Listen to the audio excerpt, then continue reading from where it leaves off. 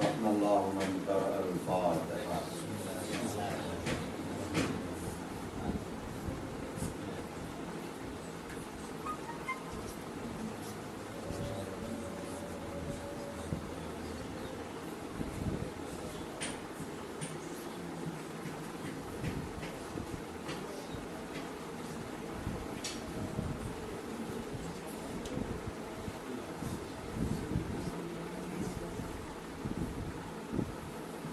لا حول ولا قوة إلا بالله العلي العظيم.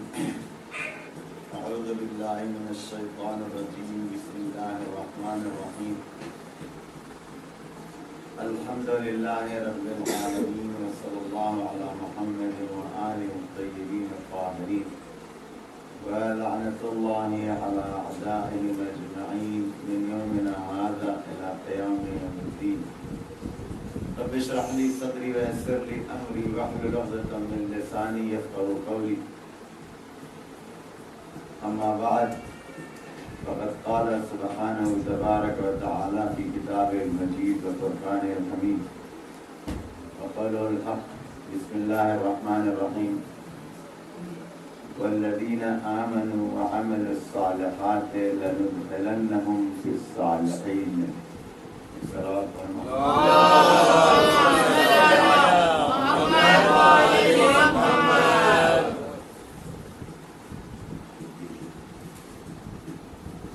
ایک اور صلوات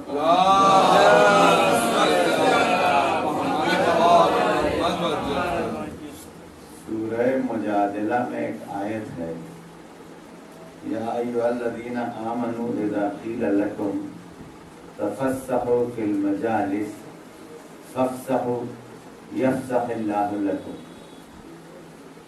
سورہ مجادلہ کی آیت نمبر 11 میں ہے کہ یا ایھا الذین آمنوا اذا قیل لکم تفسحوا فی المجالس فافسحوا یفسح اللہ لکم.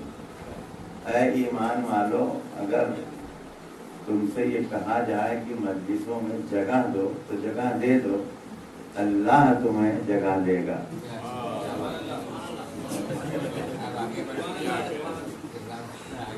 عام طور سے ہوتا ہی ہے، اس لیے میں نے آیت سنا دی کہ قبلہ لوگ کہتے ہیں تھوڑا تھوڑا آگے آ جائے گے تو وہیں ہل کے پھر رہ جاتے ہیں.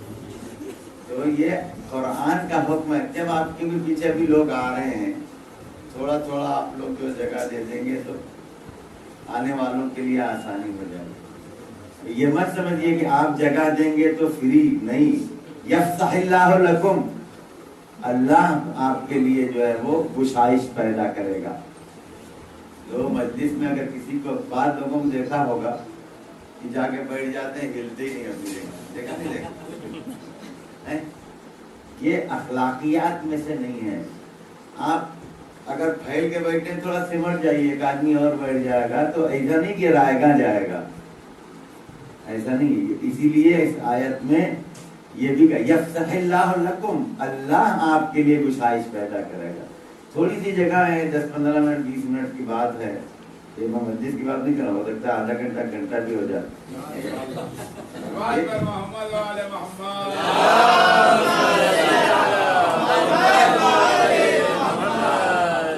بہرحال مجھے بھی اس بات کا خیال ہے کہ آج مجالس ہیں اور روز اربعین ہے.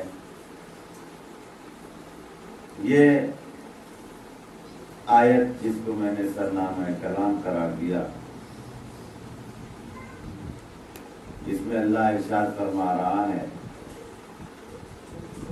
کہ والذین آمنوا وعملوا الصالحات، غالباً سورہ مجادلہ کی آیت نمبر 9. صلوات پڑھیں محمد.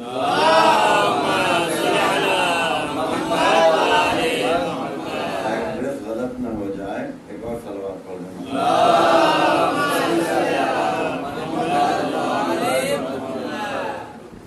نکل گیا ذہن سے، بتا دیتا ہوں آپ کو. والذین آمنوا وعملوا الصالحات لندخلنہم فی الصالحین. والذین آمنوا وعملوا الصالحات لندخلنہم فی الصالحین، سورہ عنکبوت آیت نمبر 9. وہ تھی سورہ مجادلہ کی آیت نمبر 11 جو ابھی سنایا تھا آپ کو میں نے کہ جگہ دے دو اس میں. یہ سورہ عنکبوت کی آیت نمبر 9 ہے کہ والذین آمنوا وعملوا الصالحات. دو چیزیں جو لوگ ایمان لے آئے اور نیک عمل انجام دیا. آپ قرآن پڑھیں گے تو ہر جگہ آمنوا وعملوا الصالحات آمنوا وعملوا الصالحات، کیونکہ ایمان کا تقاضا عمل صالح ہے. اگر عمل صالح نہیں نظر آ رہا ہے تو ایمان میں کمزوری ہے. یہ اللہ بدل کہوں ایمان جو ہے وہ اصول دین ہے اور عمل صالح فروع دین. انہوں علماء نے بتایا توحید، عدل، نبوت، امامت، قیامت یہ سب ایمان کا حصہ جو دل سے ماننا ہے، یہ اصول دین ہے. نماز، روزہ، حج، زکات، قوم، جہاد، لوگوں کے ساتھ اچھا برتاؤ کرنا، امر بالمعروف، نہی عن المنکر، تولّی تبرع، یہ سب چیزیں کیا ہیں؟ یہ فروع دین ہے. تو فروع یعنی شاخ، اصول یعنی جڑ، جڑیں. اصل کی جمع ہے اصول، فرع کی جمع ہے فروع. اصل کہتے ہیں جڑ کو، فرع کہتے ہیں شاخ کو، اس کی جمع ہے اصول اور فروع. اگر جڑ طاقتور ہے، صلوات پڑھیں محمد وعلیہ،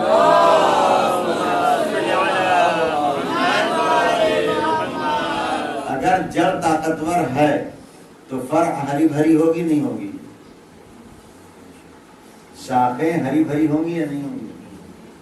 اور اگر شاخیں سوکھ رہی ہیں تو اس کا کیا مطلب ہے؟ کہ جڑ میں کمزوری آ گئی ہے. کوئی بھی درخت لیجیے، اس کے جڑ ہے اور شاخ ہے، دونوں کا ایک دوسرے سے رابطہ ہے.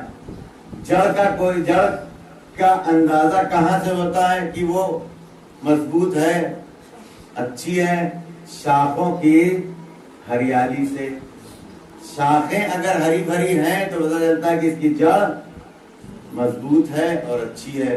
اور اگر شاخیں خشک ہو رہی ہیں تو پتہ چلے گا کہ جڑ میں کوئی بیماری ہے نا. اب اگر شاخ سوکھ رہی ہے تو پانی آپ شاخ کو دیں گے کہ جڑ کو؟ اگر شاخ سوکھ رہی ہے تو پانی آپ جڑ کو دیں گے کہ شاخ کو؟ جڑ کو. یہی تو ہمارا کام مجلسیں کرتی ہیں کہ جب ہم دیکھتے ہیں کہ اعمال ہمارے کمزور ہیں تو ہم ایمان کی باتیں کرتے ہیں تاکہ ایمان مضبوط ہو، تاکہ شاخیں ہری بھری ہوں. آمنو ایمان پکا ہوگا تو عمل صالح، اور عمل صالح بغیر ایمان کے کو، جیسے آپ شاخ میں نے مثال دی نا، شاخ کو آپ جو ہے وہ جڑ سے الگ کر دیجیے، کتنی دیر ٹکے گی؟ صرف سجاوٹ کے کام آ جائے گی، وہ بھی کچھ دن. دیکھتے ہیں نا اسٹیج وغیرہ سجتے ہیں، ہرے بھرے پھول اور ٹہنیاں اور سب پتیاں لگاتے ہیں جو درخت سے الگ کر کے لاتے ہیں.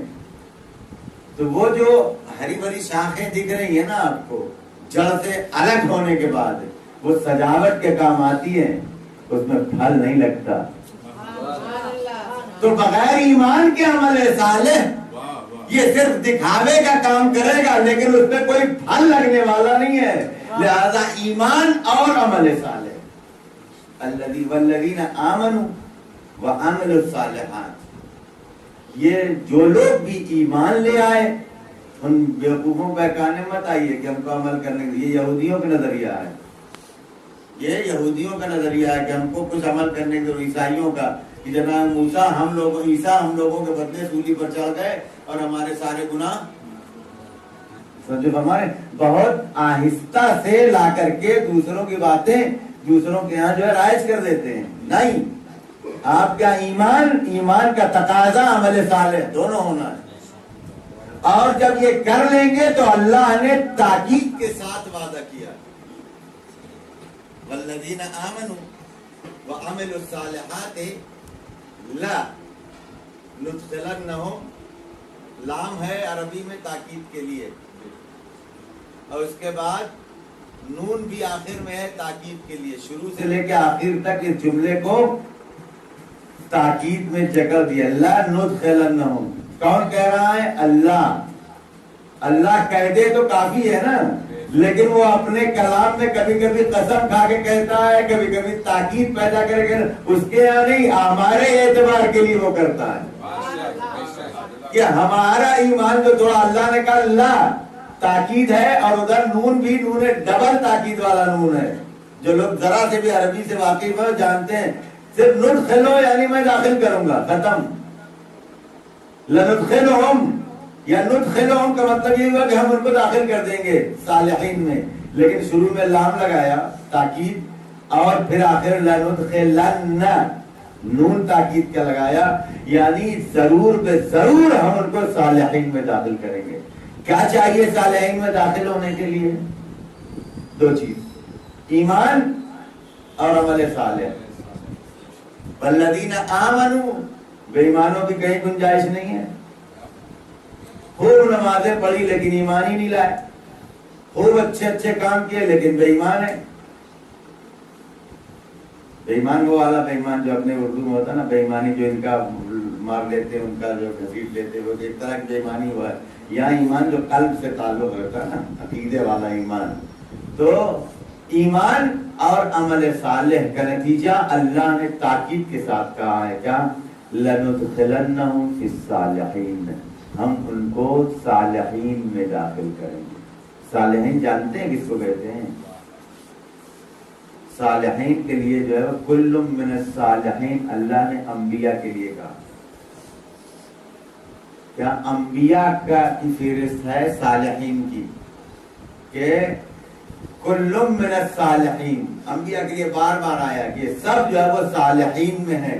تو کس رتبے پر صالح پہنچتا ہے؟ توجہ فرمایا، صالحین جمع ہے صالح کی، نیک. یہ نیک جو اللہ کی نگاہ میں قرآن کی زبان میں جو صالح ہیں، جب آپ صالحین میں چلے جائیں گے تو کیا ہوگا معلوم ہے؟ روزانہ آپ کو سلام ملے گا.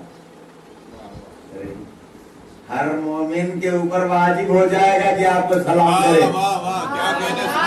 صلوات پڑھیں محمد.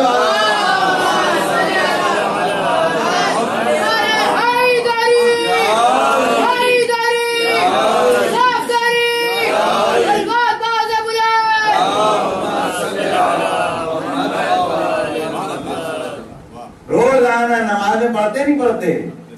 السلام علینا وعلی عباد اللہ الصالحین. صالحین کی فہرست میں کب جائیں گے؟ کون جائیں گے؟ جو ایمان لائے اور عمل صالح انجام دیا. والذین آمنوا وعملوا الصالحات. تو یہ رتبہ ہے انبیاء کا. اور جب آپ عمل صالح اور ایمان سے مزین کریں گے آپ کو، تو اللہ نے کہا ہے کہ ہم صالحین میں داخل کر دیں گے. جب صالحین میں داخل کر دیں گے تو ہر ایک کی نماز، نماز تو ہم اور آپ مومنین کی نماز کہا نا میں نے، صرف مومنین کی نماز نہیں ہے بلکہ معصومین کی جو نماز ہے اس میں بھی یہی سلام ہے.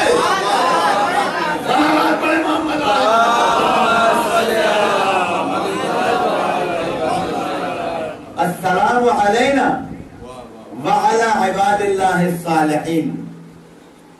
سلام ہو ہم پر اور اللہ کے صالح بندوں پر. صالح کب ہوں گے؟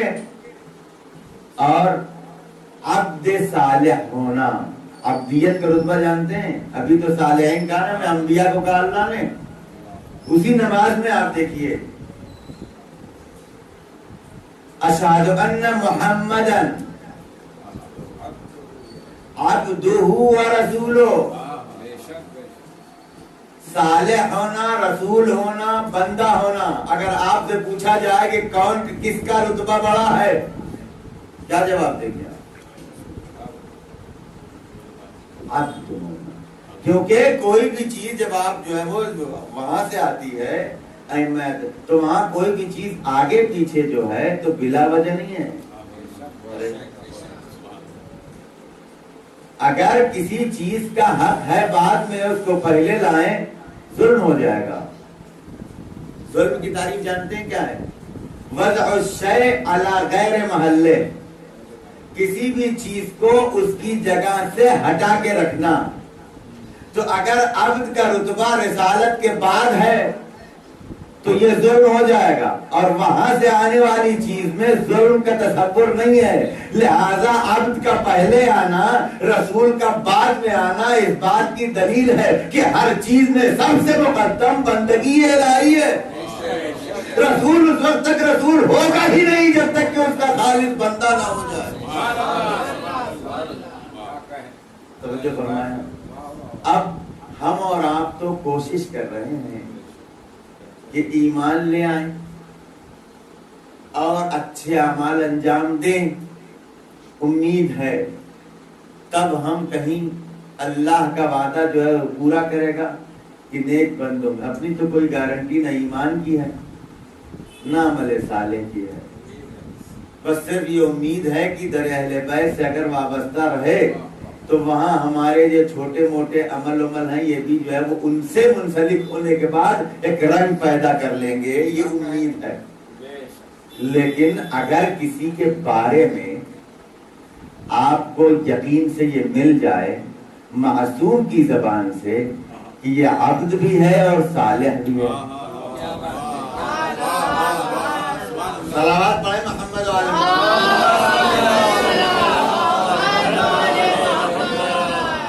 اگر رتبہ سمجھ سکتے ہیں عبدیت کا اور صالح بندے ہونے کا، تب آپ کو شاید کچھ سمجھ میں آئے کہ وہ کون بندہ ہے، کیا رتبہ رکھتا ہے کہ جس کے لیے معصوم کی زبان سے سلام آیا ہے. السلام علیکہ ایھا العبد الصالح المطیع للہ ولرسولہ.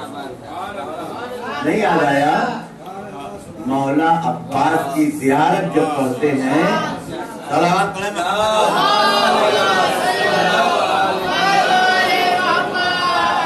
تو اس میں یہی ہے، ہماری بنائی ہوئی زیارت نہیں ہے، یہ معصوم کے ادا کیے ہوئے الفاظ ہیں. ہم اور آپ کوشش کرتے ہیں کہ اگر ایمان لے آئیں گے اور عمل صالح انجام دیں گے، والذین آمنوا وعملوا الصالحات لندخلنہم، مستقبل میں فیوچر میں ان کو ہم جو ہے وہ صالحین میں داخل کر دیں گے. لیکن اگر معصوم کی زبانی یہ طے ہو جائے، میں کیسے منطق پڑھوں؟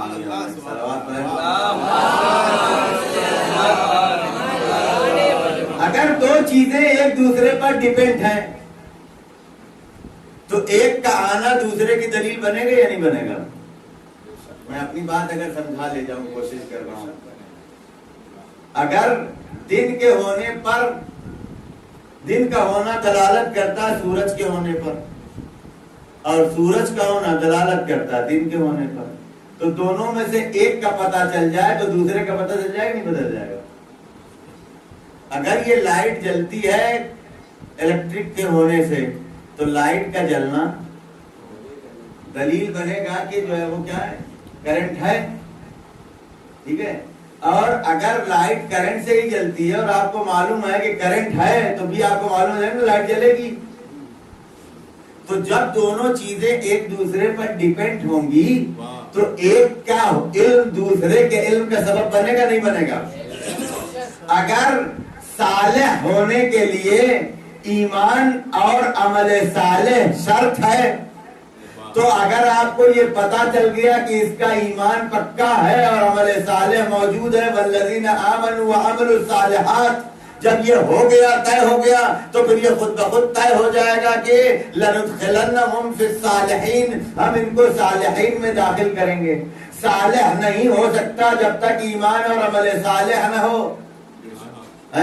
ایمان اور عمل صالح ہوگا تو اللہ نے تاکید کے ساتھ کہا ہے کہ ہم اس کو صالحین میں داخل کریں گے. تو اگر ایمان اور عمل صالح کا پتہ چل جائے تو یہ پتہ چل جائے گا کہ یہ صالحین میں سے ہے، اور اگر یہ پتہ چل جائے کہ یہ صالح ہے تو اس کے ایمان اور عمل صالح خود بخود پتہ چل جائے گا. لہذا جب معصوم کی زبانی مولا عباس کی زیارت میں آ گیا، السلام علیکہ ایھا العبد الصالح، عبد صالح ہونا جب طے ہو گیا تو پھر ہم عباس کے ایمان اور عمل کی منزل کو تصور نہیں کر سکتے.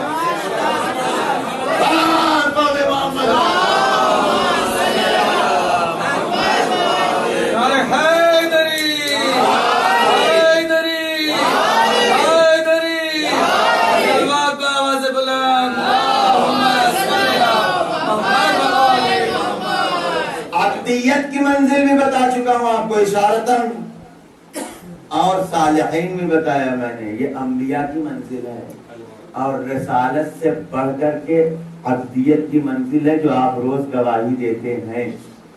طے ہو گیا نا جہاں تک آئے آپ. اب آپ جب زیارت پڑھتے ہیں السلام علیکہ ایھا العبد الصالح، اب یہاں تک آ گئے آپ.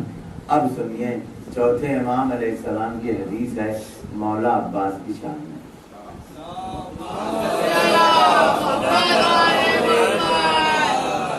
ان لعمی العباس منزلۃ یوم القیامۃ یغبط بها جمیع الشہداء. قیامت کے دن میرے چچا عباس کی وہ منزل ہوگی کہ جس پر تمام شہداء، جمیع الشہداء، مستثنا نہیں کیا کسی کو، کسی کو الگ نہیں کیا. شہداء میں کون کون ہے گن سکتے؟ یغبط بہا جمیع الشہداء. مولا عباس کی منزلت روز قیامت دیکھ کر کے تمام شہداء غبطہ کریں گے. غبطہ کہتے ہیں حسرت، کاش یہ منزل مجھے ملتی. ایک ہوتا حسد، وقت نہیں ہے، حسد بری چیز ہے، لیکن غبطہ کاش یہ حسرت ہونا کہ یہ منزلت مجھے ملی ہوتی. مولا عباس کو روز قیامت وہ منزل ملے گی کہ جس کو شہداء دیکھ کر کے غبطہ کریں گے کہ کیا منزل ہے آپ کی. اور جانتے ہیں پورا روز قیامت روایات میں ہے کہ جب روز قیامت ہوگا اور محشر کا منظر ہوگا اور لوگوں کی شفاعت کی منزل ہوگی اور شہزادی کونین امام حسین کے عزاداروں کی شفاعت کے لیے محشر میں آئیں گی، تو پیغمبر سوال کریں گے شہزادی سے کہ آج تم شفاعت کے لیے کیا لے کے آئی؟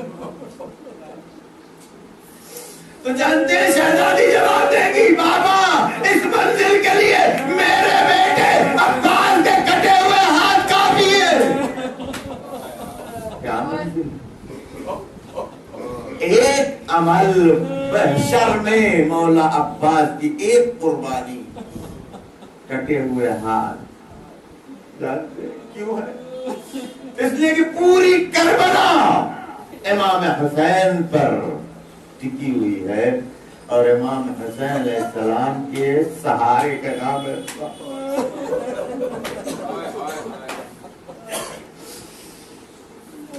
آپ جب دعا پڑھتے ہیں نا، جو اعمال مولا عباس کے صفات میں سے، القاب میں سے ایک لقب ہے باب الحوائج، باب المراد. کہیں آپ کی دعا نہ قبول ہو، مولا عباس کا واسطہ دے کر کے دعا پائیے. اس کے لیے جو عمل بھی بتایا گیا، ایک دعا کا ایک جملہ ہے، جانتے ہو کیا؟ یا کاشف الکرب عن، اے حسین کے چہرے سے کرب کو دور کرنے والے، اے حسین کے چہرے سے کرب کو دور کرنے والے، اکشف کربی، میرے کرب کو، میری مصیبت کو بھی دور کر دے. بے اخی کر حسین، تجھے تیرے بھائی حسین کا واسطہ. یہ پہلا جملہ یا کاشف الکرب عن وجہ الحسین، یہ معمولی جملہ ہے. اسی لیے بعض روایتوں میں ہے، مقاتل نے لکھا ہے کہ جب مولا عباس کی شہادت ہوئی ہے، بادل انکسار والا وجہ حسین، حسین کے چہرے پر خستگی ظاہر ہونے لگی.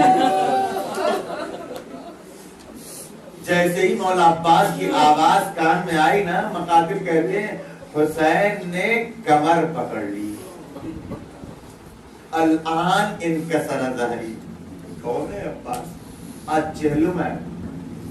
عباس پورے اہل حرم کے اعتماد کا نام ہے. اتنا کافی ہے کہ عباس علی کی تمنا کا نام ہے، علی کے اعتماد کا نام ہے، علی کے بھروسے کا نام ہے۔ علی نہیں ہے، عباس ہے، یہ ہے مطلب عباس کا، علی کے لیے چاہنے کا۔ کربلا میں علی نہیں ہے، عباس ہے، بس اتنا کافی ہے۔ اور یہی وجہ ہے جب روز عاشور مقتل میں حسین سب کو جانے کی اجازت دے دیتے ہیں، عباس کو مقتل میں جانے کی اجازت نہیں دیتے۔